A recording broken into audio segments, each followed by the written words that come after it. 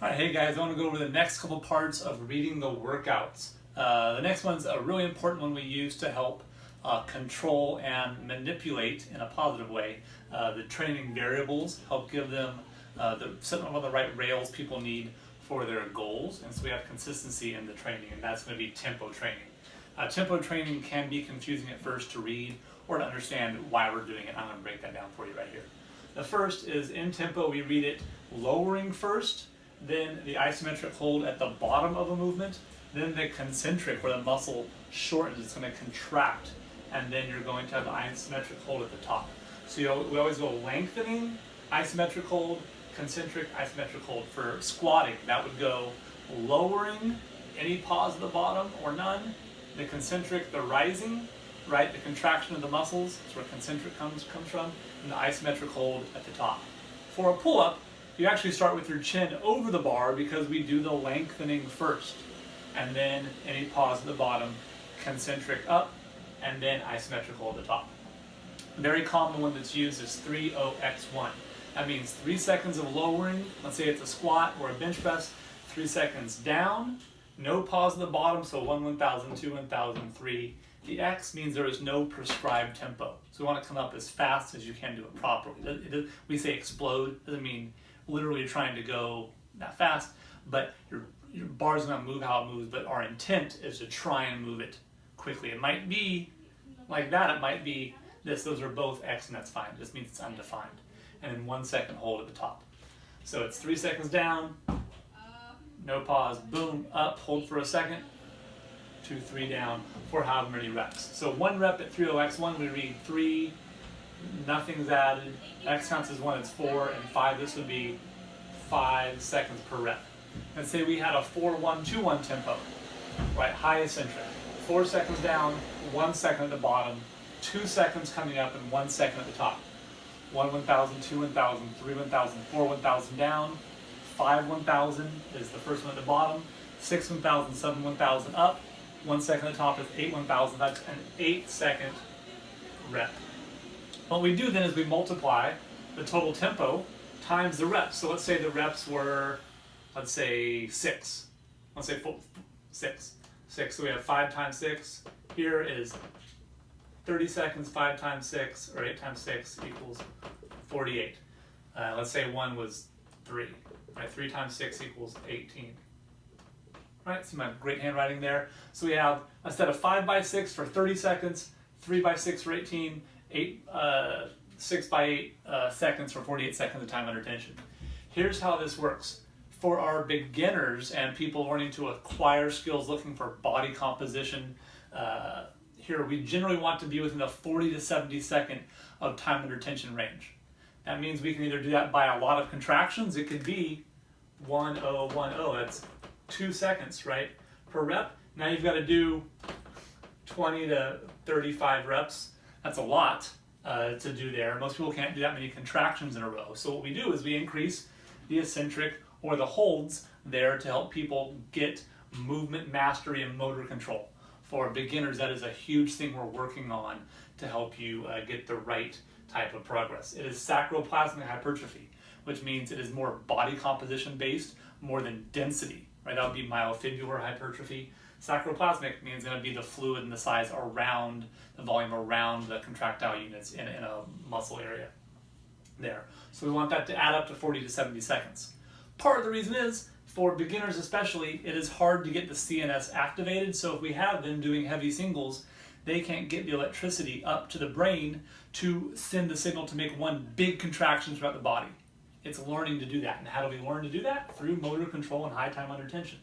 That's why most of the beginner rep ranges you'll see, I'm going to get my trusty towel, I'll erase this nonsense for you. It'll say 4 by 8 to 10 reps. And so that means 10 reps, that means we need each rep to be somewhere between 4 to 7 seconds. So that means the tempo might be 3-0-X1, that's 5 times 8 to 10, that's 40 to 50 seconds, and they're right on track. That's great, because they're learning. And again, we're stronger in the eccentric there than we are in concentric. I always joke, what's your 1 rep back squat negative? Mine's 1,000. Can't stand that up. I can lower it though. 20 to 40 seconds is the cross section. A lot of our performance training lives in here because they're good on the strength, they're learning to elicit power, but they still need some reps to help their bodies adapt and to help learn to express the power some. So this is where strength comes in, right? They're not absolute strength yet. They might be doing sets of 5s over and over again. But with a tempo, if it's just 5, boom, boom, boom, boom, boom, you know that's not enough of a strain. You can feel it. Watch someone do a back squat where they just go dink, dink, dink, dink, dink. There's not enough strain on their body to adapt. That's why the tempo has to be there. And let's say their tempo, 30x1, is just a very common one. 30x1 times 5 reps equal, that's 25 seconds. We could even do 4 to 5 reps. That would put them 20 to 25 seconds there of total time under tension. So that would be appropriate. This is also good for the cross section of strength and speed work, right? That's why sets of 5 and the 5 across method and building 5s is so popular. It's a lot of good science behind it and a lot of ways we manipulate that to help make it work really well for you and your members. Finally, it can be good, this rep range and time under tension range can be good for speed, strength, endurance work. And that looks like barbell cycling, right? Do a set of 15, hang power cleans unbroken. Well, probably not going to be here. And a minute and a half of that, probably not, but boom, back down, boom, back down. Probably somewhere 20 to 40 seconds, so it can be good in that, like I said, cross-section of strength and speed and endurance right there for you. Finally, for our advanced practitioners or working up to limit lifts, is going to be 0 to 20 seconds.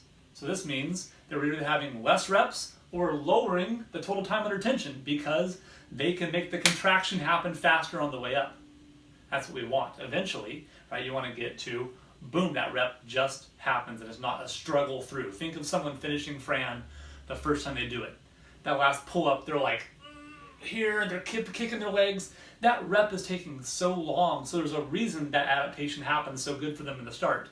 But eventually when they're like, boom, boom, boom, boom, boom, boom, just the pull-ups are easy, and there's no stress on them really, that they're like, yeah, that was a good workout, I'm ready to go again.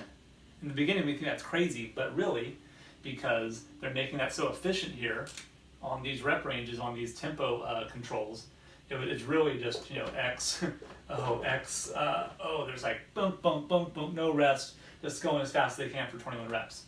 This is good for absolute strength work. What's the heaviest 1 dead or 3 deads you can? Hopefully that's not taking 20 seconds. And that 1 rep, even though it feels a long time on your heavy pull, it's still not 20 seconds for the most part. It is generally governed by your CNS and your neural output versus your muscle endurance. And again, that's why these are strength endurance, right? Sacroplasmic hypertrophy, functional bodybuilding, motor control. These are CNS and neural based. The adaptation is going to be myofibular. That means density in the amount of contractile units in a cell area. That means you actually should have more of your body to do athletic things with.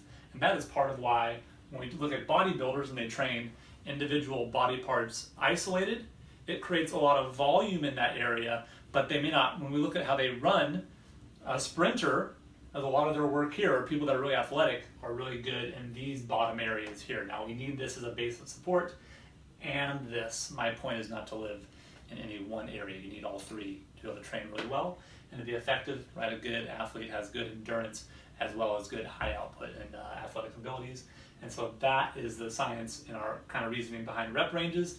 Generally, this will be a lot of people working for fitness or functional bodybuilding. This will be a lot of people looking for performance that know their way around this but still need a lot of gains to be had to move up there. And they're not going to get a lot out of heavy singles, even though they want them. They might make a PR.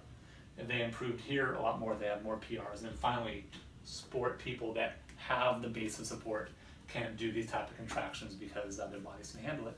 And that is tempo and time under tensions and how to read them in the programming.